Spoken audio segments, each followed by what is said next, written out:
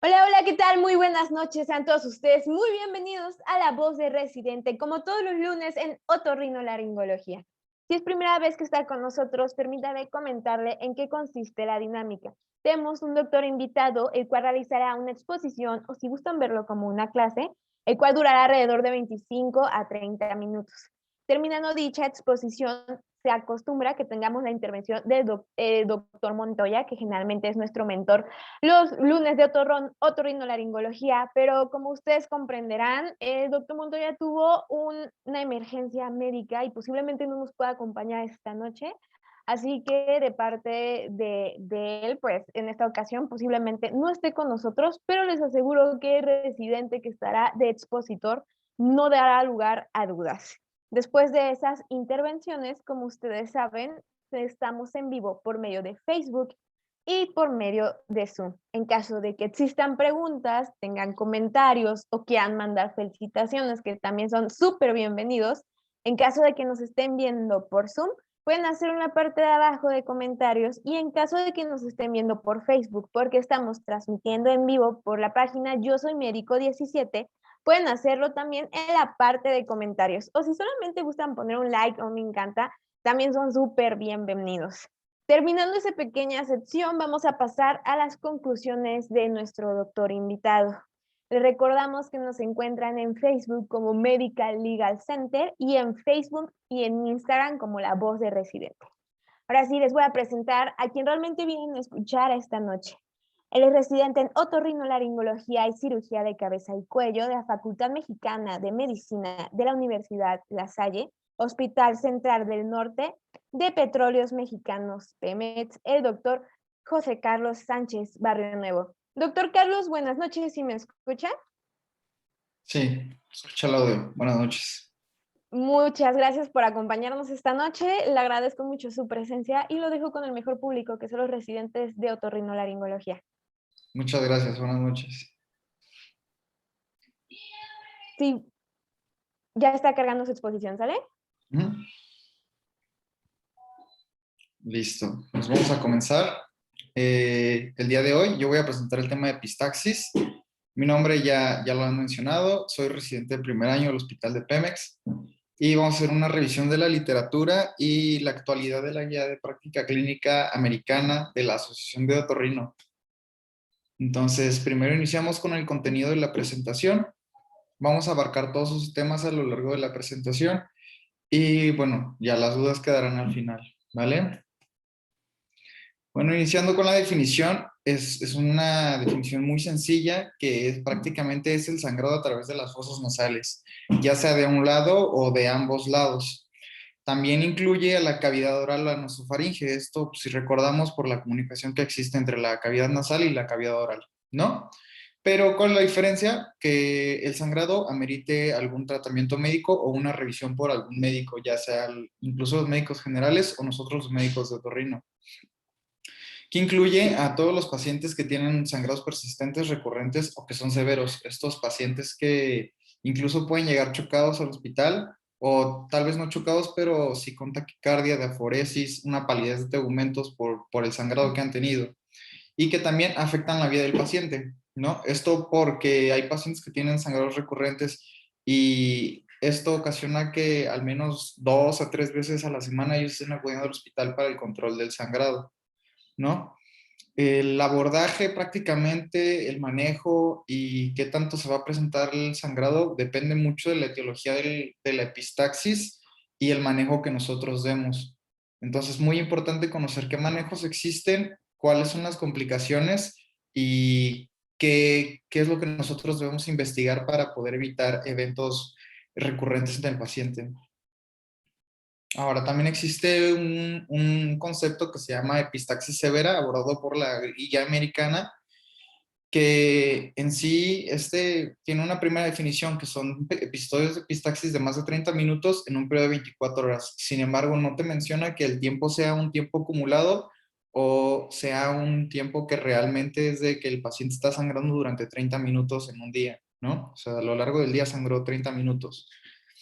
Los pacientes que ya han tenido un manejo avanzado para la epistaxis Esto incluye la hospitalización, algún tipo de cirugía o incluso la transfusión para poder recuperar el estado hemodinámico del paciente, ¿no? Y bueno, esto lo pone también como un bullet a recalcar que los pacientes que tienen epistaxis recurrentes o 3 eventos, siempre se debe descartar una causa subyacente. Sin embargo, no porque él tenga 3 episodios recientes sea el único criterio para buscar una etiología más allá, ¿no? Hay pacientes con antecedentes familiares y es también ahí un signo de exclamación que nosotros vemos para poder indagar más en la historia clínica del paciente, ¿no?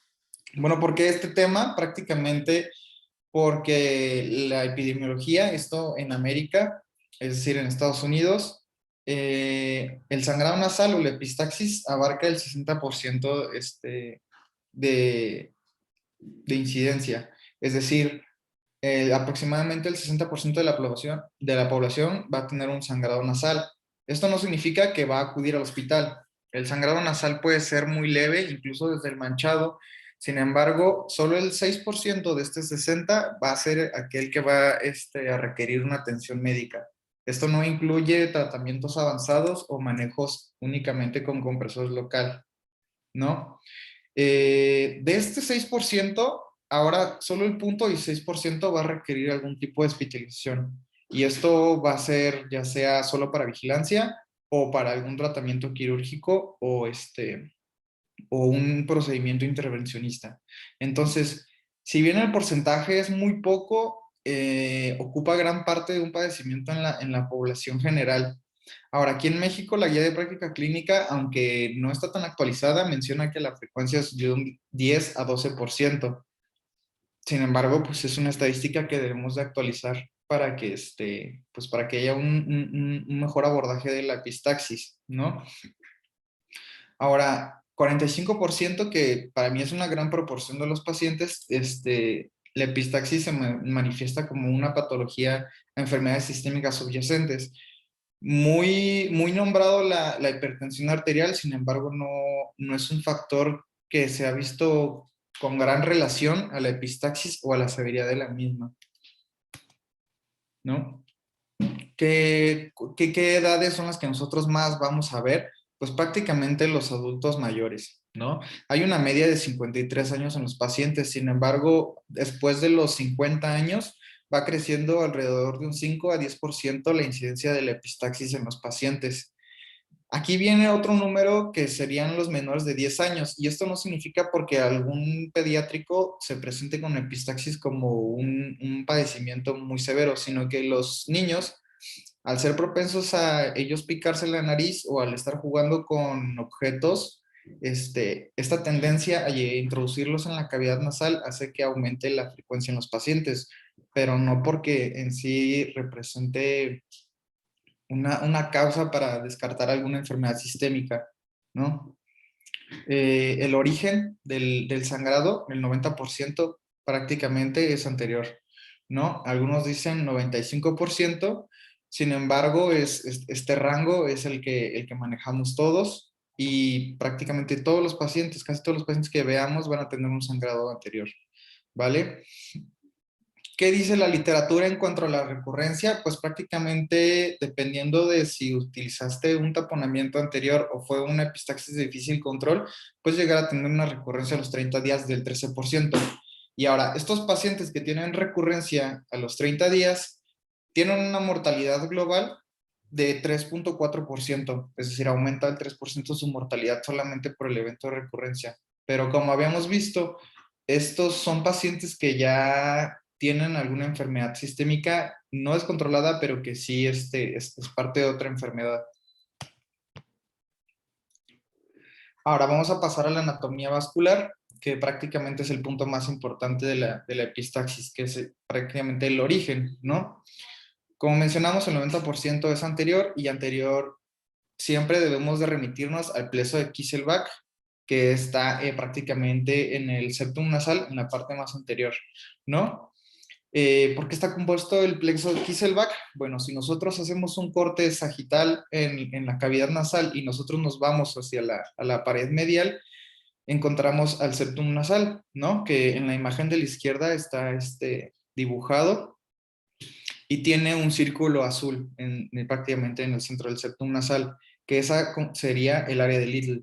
El área de Little prácticamente está formado por todas las ramas que forman el pleso de Kieselbach, que son las arterias etmoidales anteriores, porque es bilateral, ¿no? A pesar de que sea un mismo septum, está irrigado de ambos lados, que serían las arterias etmoidales anteriores, ramas del septum de la arteria esfenopalatina, la rama septal de la arteria labial y también la rama septal de la palatina mayor. Sin embargo, este dibujo es un poquito burdo porque solamente vemos cierta parte de la irrigación, entonces nos tenemos que remitir a otra parte de la anatomía que es muy importante, por ejemplo, para el manejo endoscópico de algún tipo de sangrado, ya sea de epistaxis o, por ejemplo, en cirugía de senos paranasales, que es muy importante conocer esta anatomía. Ahora, ¿de dónde se origina más la irrigación del septum nasal? Prácticamente de la arteria esfenopalatina, ¿no? Que proviene de la maxilar interna, rama de la carótida externa. Esto es un punto muy importante porque existen muchas variaciones en cuanto a la irrigación del septum nasal. El septum nasal se irriga por la rama septal posterior de la esfenopalatina, dándonos una arteria superior y una inferior. En algunos casos, es decir, más o menos 3 de cada 10 pacientes van a tener una rama media, ¿no? Entre la superior y la inferior. Esta parte, si bien no es como demasiado ramificada, representa una gran parte de sangrados en los que no alcanzamos a identificarlo con una rinoscopia simple y a lo mejor necesitamos el uso de un endoscopio para ver la parte posterior del septum, no un sangrado posterior, más bien solamente el septum posterior.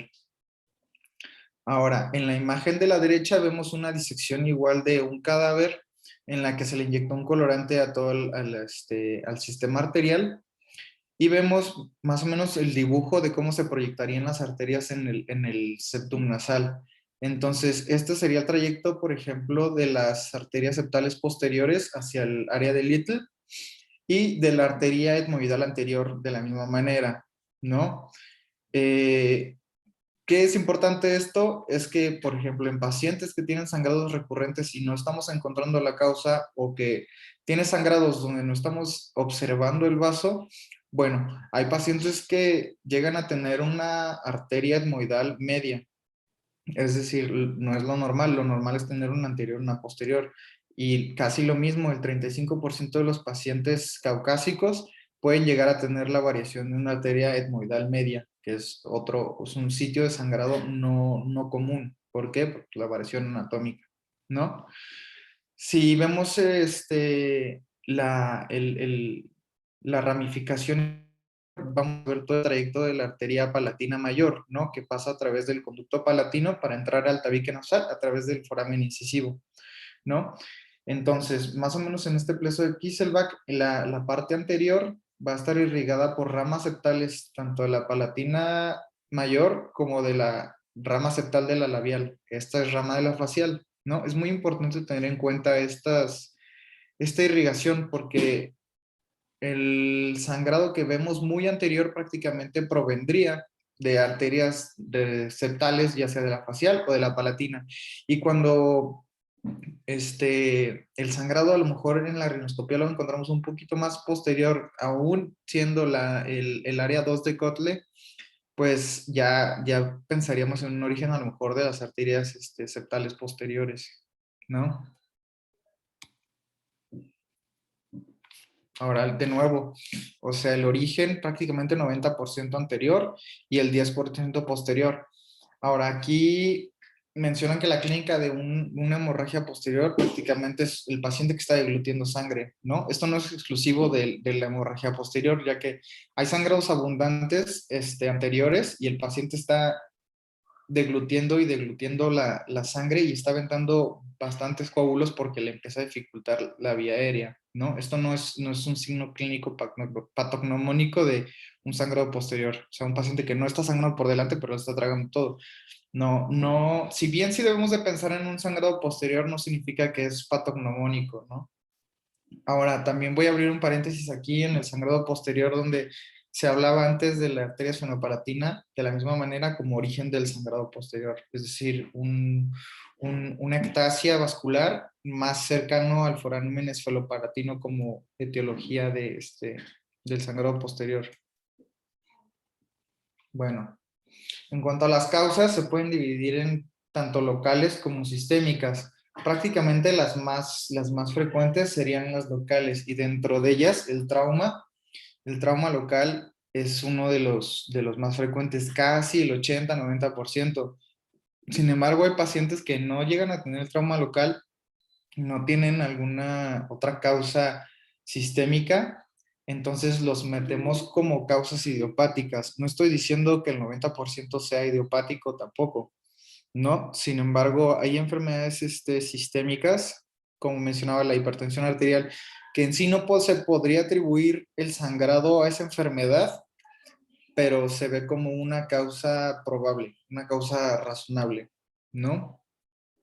Ahora, entre las causas locales, ahora durante la pandemia, pues hemos visto el aumento en el uso del oxígeno domiciliario o pacientes que, por ejemplo, tenían EPOC y de por sí ya tenían baja saturación y después de la enfermedad de la COVID, empiezan con un tipo de oxígeno suplementario.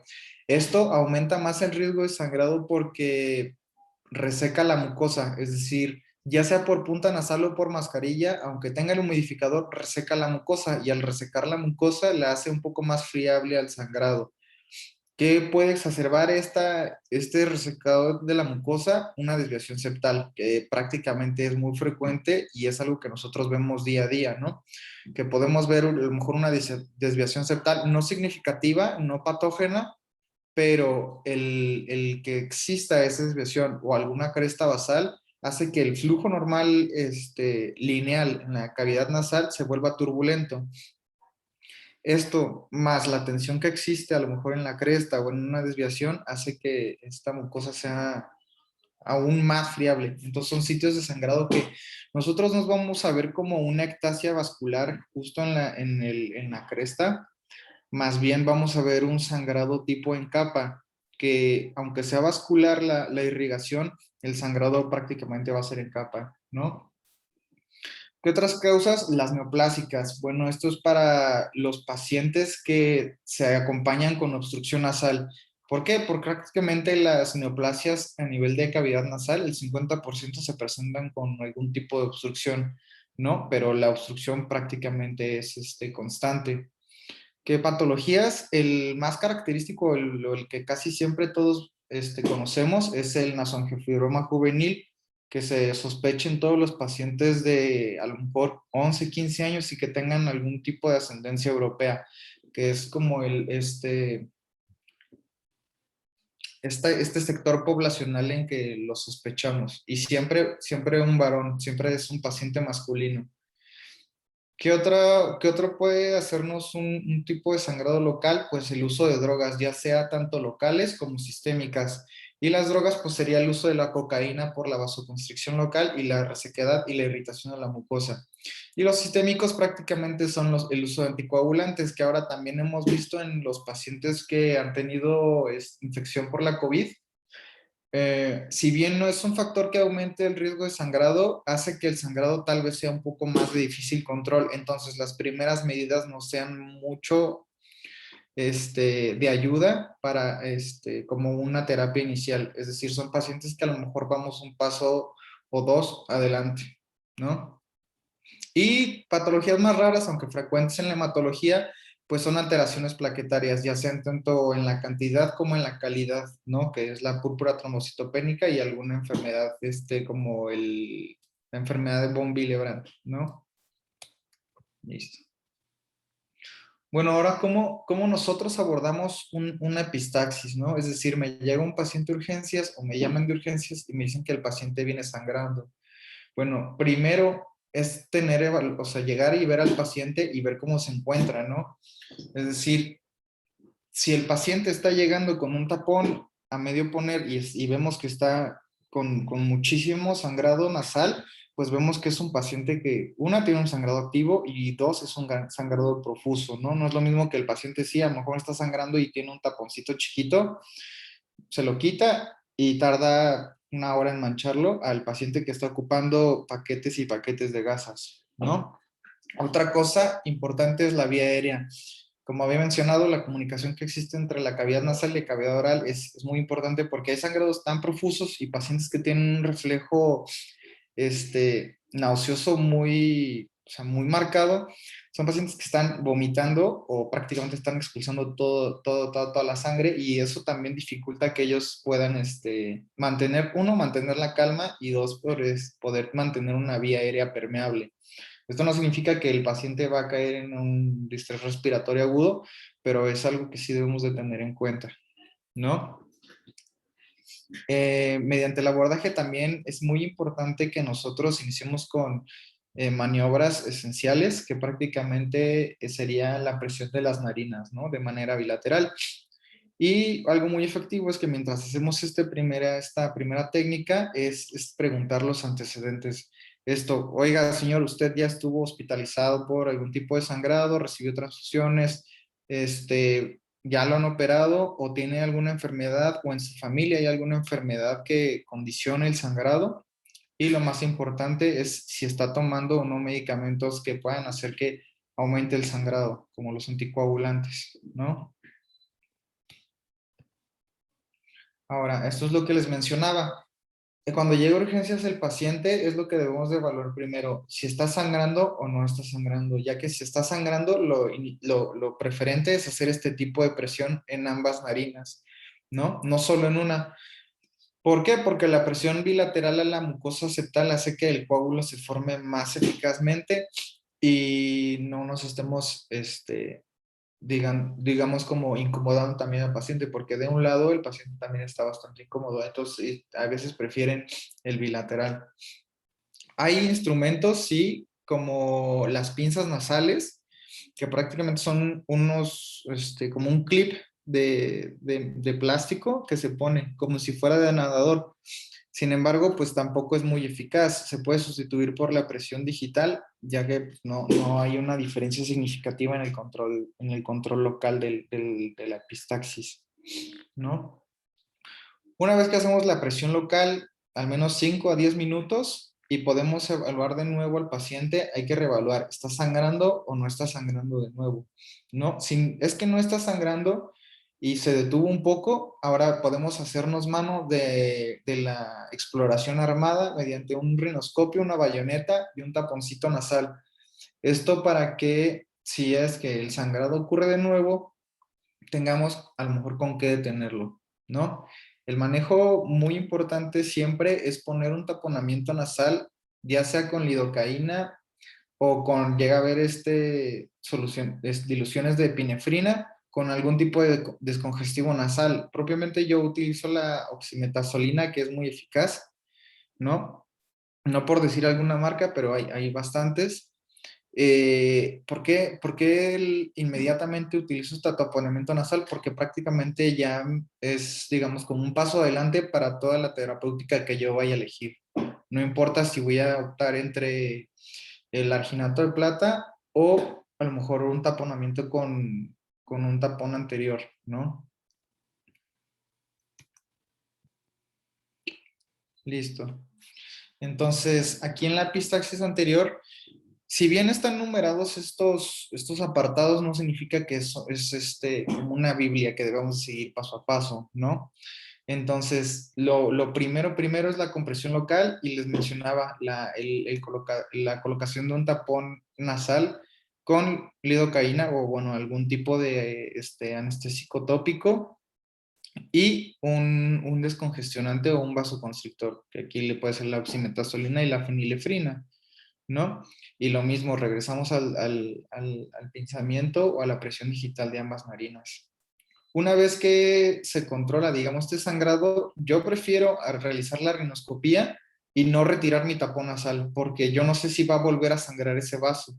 Entonces, como la cavidad nasal es grande, alrededor de 7 centímetros de profundidad, prácticamente no es necesario hacer un tapón nasal tan grande, sino podemos llegar a la mitad y se puede introducir un poquito más a posterior. Esto sin perderlo de vista, porque hay pacientes que empiezan jalar muchísimo aire y pues el tapón se te puede ir a la garganta, ¿no?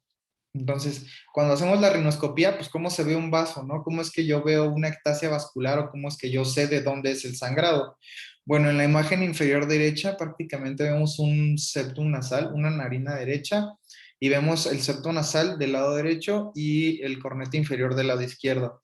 Ahí una flecha negra señala una dilatación, ¿no? Que esta dilatación prácticamente es la ectasia vascular, que es de donde probablemente el sangrado se está originando el sangrado, ¿no? Hay que tener mucho cuidado con estos porque si bien se ve inofensivo a la rinoscopía o a lo mejor con la endoscopía, si tú lo manipulas o lo llegas a pinzar con la bayoneta o lo lastimas incluso con la valva del rinoscopio, te va a empezar a sangrar y a lo mejor un paciente que no llegó sangrando, tú lo vas a empezar a hacer sangrar y se puede hacer se puede hacer un poquito más difícil o un poquito más laborioso el manejo, ¿no? Ahora, ya detuve el sangrado, estoy viendo el vaso, ¿qué voy a hacer ahora?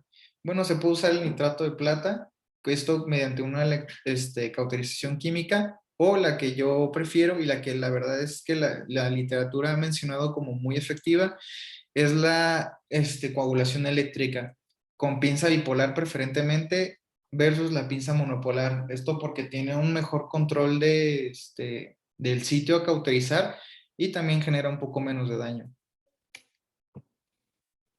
Listo. Los pacientes que llegan a urgencias con un sangrado activo y no lo podemos controlar ni con el taponamiento, bueno, pues pueden ser candidatos a la colocación de un tapón nasal anterior, no posterior, más bien anterior, ¿no? Pero ¿para quién los reservamos? Para estos pacientes que les mencionaba, no podemos controlar el sangrado o el sangrado a pesar de que sí vemos un vaso y es abundante, no se puede controlar ni con aspirador, ni con el taponamiento anterior, ni con la presión local, ¿no? Esos son pacientes que van a estar sangrando y sangrando y sangrando. Entonces, en ellos es preferente utilizar un taponamiento anterior. Cuando nosotros no vemos el sitio de sangrado exacto y sospechamos que si es posterior, se puede optar por un taponamiento posterior, ¿no? Que son estos tapones nasales con doble globo o anteriormente, como mencionaban, una sonda Foley, ¿vale? Sin embargo, ¿cuál es el problema con el taponamiento nasal? Bueno, es que al momento de nosotros retirarlo, cuando ya hemos controlado el sangrado, puede haber un nuevo resangrado por la lesión de la mucosa. Simplemente por traccionarlo se puede lesionar la mucosa de nuevo y sangrar, ¿no?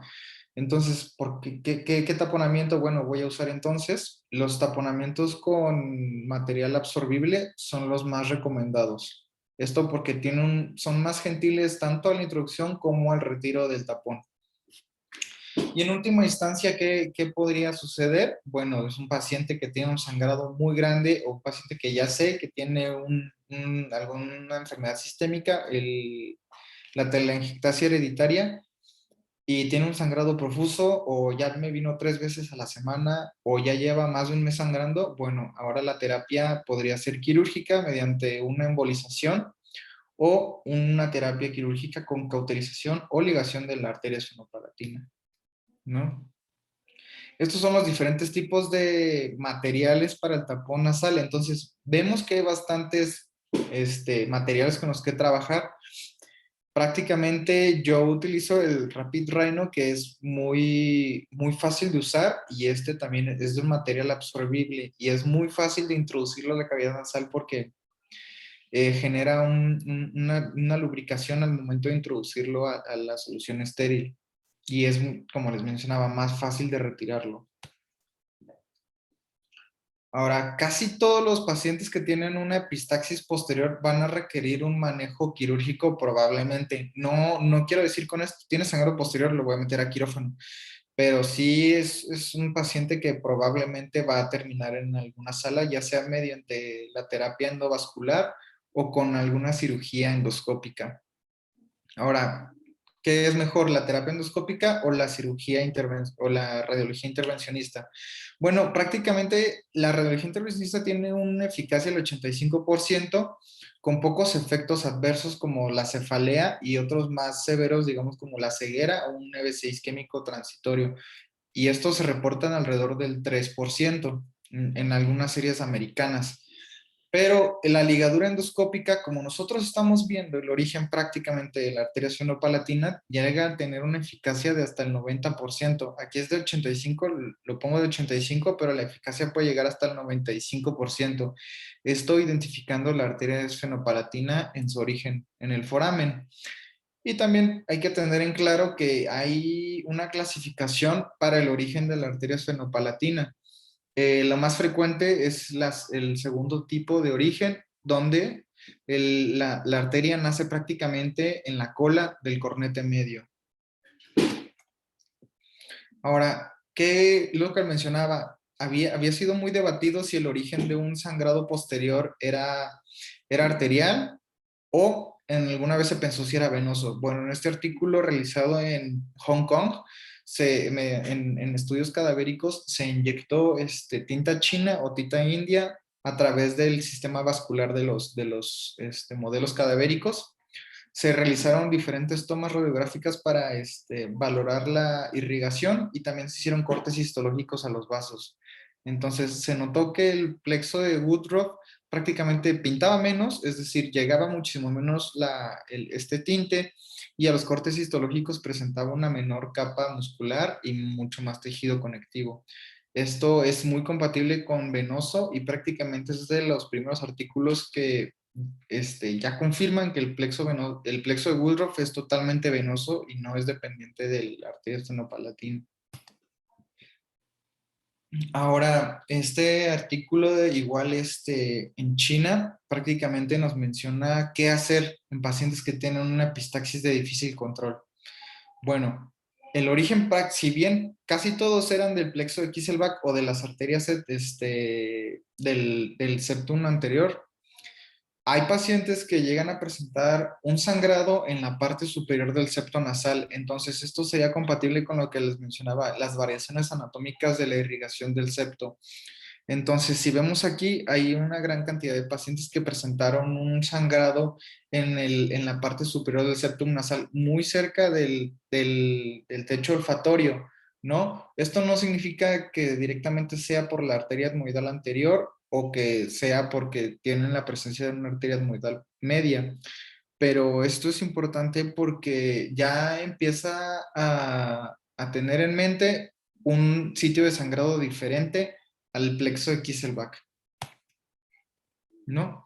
Y bueno, estas son las complicaciones prácticamente de todos los tratamientos, ya sea el empaquetado, la cauterización con mono o bipolar, la terapia endoscópica de ligación de arteria sfenopalatina, que es la TESPAL, y la embolización con alcohol polivinil. Entonces, vemos aquí que la recurrencia es alta en el empaquetado por lo mismo que les mencionaba que era el retirarlo realizó un trauma en la mucosa local, ¿no? Y en cuanto al cauterio, no menciona algún tipo de recurrencia de esto porque no hay un estudio prospectivo digamos, de seguimiento a los pacientes que fueron tratados con algún tipo de cauterización eléctrico, ¿no? Es por esto que los artículos que mencionan las complicaciones prácticamente abarcan los empaquetamientos con balón. Entonces, esta es una serie de casos, de tres casos presentados donde hubo complicaciones por el empaquetado con el globo nasal.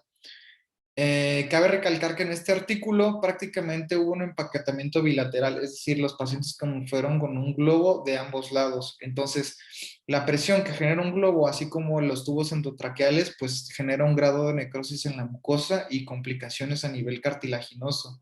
Entonces, como vemos en la imagen inferior, la columela prácticamente se necrosó y se perdió, y en la imagen izquierda, el ala nasal sufrió necrosis con una posterior fibrosis y colapso de la válvula nasal.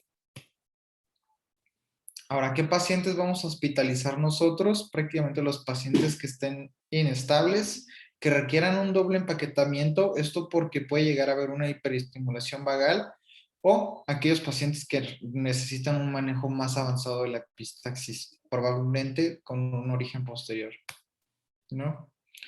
¿Qué cuidados vamos a tener después de haber realizado una coagulación o un control de la epistaxis con éxito? Prácticamente la lubricación nasal es un punto muy importante en la epistaxis y otro, reducir las valsalvas forzadas, ¿no?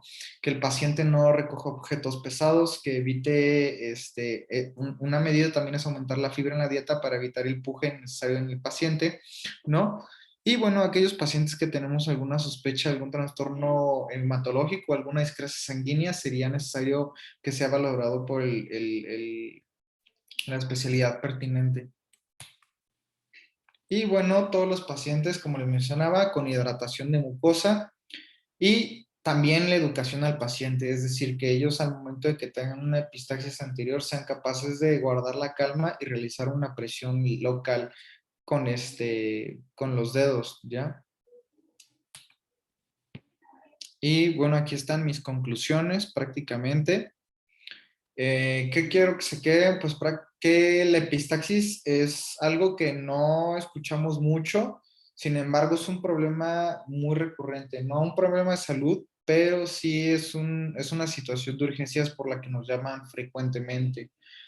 El origen prácticamente todo el tiempo es anterior, sin embargo, los manejos que requiere el paciente pues pueden ser tanto muy básicos hasta avanzados.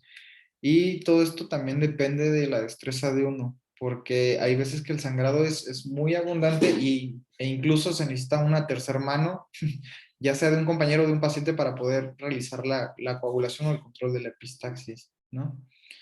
Y finalmente, en pacientes con sangrados recurrentes se prefiere muchísimo más la cirugía endoscópica o la cauterización endoscópica sobre el empaquetamiento, esto relacionado con las recurrencias y las complicaciones del mismo. Mis referencias, listo. Por mi parte eso sería todo. Muy bien, muchas gracias, doctor Carlos. Fue una exposición muy fluida, se vio muy profesional. Sé que apenas está comenzando para llegar a ser especialista, entonces muchas felicidades. No es fácil estar frente a más doctores y dar un tema y se vio muy seguro, va a ser un excelente especialista en un futuro, ¿sale? Me gustaría hacerle unas preguntas que estoy viendo en Facebook y solamente comentarle unas felicitaciones. Primero la pregunta ¿De de acuerdo? Josué Pérez. Dice, buenas noches, doctor. Si el paciente es hipertenso, se puede dar oximetazolina o fenidefrina. Esto sí es muy importante, ahí la literatura también menciona que en sí no se ve un efecto adverso en la aplicación de oximetazolina o fenilefrina en las epistaxis. Sin embargo, en la cirugía endoscópica sí, y es de donde todos prácticamente nos apoyamos. Es decir, en la cirugía endoscópica de senos paranasales sí se ha visto que el uso de fenilefrina diluida tópica a los 5 minutos aumenta el pico, aumenta la presión arterial, pero con la oximetazolina y la fenilefrina, aunque no hay estudios, no se ha visto algún tipo de evidencia que aumente la presión arterial. Entonces sí podría ser seguro. Más bien en los pacientes que llegan a tener algún tipo de antiarrítmico o tienen algún tipo de arritmia no tratada, la lidocaína sí podría ejercer algún efecto sobre el ritmo cardíaco. Ujú. Muy bien, gracias, doctor. Le voy a leer unas felicitaciones, dice José María. Gracias, doctor, gran presentación. Ricardo Gómez, felicidades, doctor. Saludos de Querétaro. Y Ana Hernández dice, muy fluida exposición. Felicidades, doctor Carlos. De preguntas fue todo, de comentarios también, doctora. Sí, sé que ya hizo sus conclusiones ahorita en la exposición, pero ¿le gustaría terminar con algo? Sí, pues prácticamente el manejo de la epistaxis es muy sencillo. La verdad es que la clase es algo, digamos, básica, pero es algo que todos debemos de saber porque en algún punto de la práctica nos va a llegar, ¿no? Y ahora que estamos viendo que pacientes que tienen algún tipo de anticoagulación por lo que estamos viendo de la pandemia, la COVID, pues hay que tener en cuenta todos estos datos. Uno, porque son pacientes que utilizan oxígeno. Dos, son pacientes que a lo mejor pueden llegar a estar anticoagulados. Y tres, son pacientes que tienen muchas comorbilidades, ¿no? Ya sea tanto hipertensión o pacientes que a lo mejor están con alguna otra terapia, ¿no? O pacientes renales son los pacientes que también llegan a presentar con más frecuencia algún tipo de hemorragia, no solo nasal. Muy bien, doctor Carlos. Ahorita, antes de despedirnos, tengo una pregunta del doctor Javier Heredia que dice, excelente presentación. ¿El uso de gasas vaselinadas es recomendable en sangrados anteriores? Ujú. si no tienes a la mano un tapón anterior, bueno, un tapón ya sea absorbible o no absorbible, es recomendable usarlo. Hay algunas bibliografías que te mencionan que ya no lo utilices por el riesgo a que haya una sobreinfección de estas gasas, ¿no? No, no hay una incidencia reportada sobre qué tantos pacientes que tú empaquetes con gasa vaselinada se te van a infectar, pero sí es un riesgo que existe con más frecuencia en los pacientes que utilizas gasas. Entonces, podría sustituir la gasa por algún tipo de antibiótico tópico como la mupirocina para prevenir esta sobreinfección de tu gasa infectada. Ujú. Pero o sea, si tienes a la mano el tapón anterior, ya sea absorbible o no absorbible, es preferible utilizarlo a la gasa. Muy bien, doctor. Me acaba de aparecer otra pregunta de Sochi Naranjo. Dice, buenas noches, ¿qué opina del producto farmacéutico llamado Sinafin? Sinifim, Sinafin. Sinafin. No he escuchado de ese producto farmacéutico. Habría que revisar qué es lo que tiene. Hay muchos medicamentos que se llegan a utilizar que son diluciones de algún tipo de vasoconstrictor o algún tipo de efecto adrenérgico, ¿no? Entonces habría que revisarlo y si el medicamento funciona, pues evaluarlo en pruebas prospectivas en casos de pacientes con epistaxis para valorar la eficacia y pues si tiene si el beneficio de usar ese tipo de medicamento es mejor que la terapia convencional. Muy bien, doctor Carlos. Ahorita ya nomás como comentario, Josué Pérez, que es quien le hizo la primera pregunta, le agradece, pone gracias, doc. Entonces, me parece que es todo, ya no veo más preguntas. Le agradezco mucho su presencia, doctor. Lamentamos que no haya podido estar el doctor Montoya, perdón, para poder dar sus comentarios, pero usted lo hizo excelente. Entonces, muchas gracias por su presencia. Si ustedes se perdieron un poquito de la plática del doctor Carlos, les recuerdo que nos pueden encontrar en YouTube como Medical Legal Center. Nos teclean, nos buscan y en la parte de la voz de residente los lunes va a encontrar anestesiología, otorrinolaringología y teoría del caso. Ahí pueden volver a ver toda la presentación del doctor Carlos por si les quedó alguna duda o si quieren ver sus referencias. Antes de retirarnos, me gustaría recordarle que si usted es jefe o jefa de residentes y requiere una de nuestras pláticas para adiestramiento o capacitación en temas médicos legales, por favor comuníquese con nosotros al correo electrónico atención.mlc@gmail.com, atención.mlc@gmail.com y está recibiendo una de nuestras pláticas de manera gratuita en este tiempo de pandemia. Sin más que decir, muchas gracias, doctor Carlos, que tenga una excelente noche y le deseo una carrera de éxito. Muchas gracias, igualmente que tengan una buena noche. Que esté bien.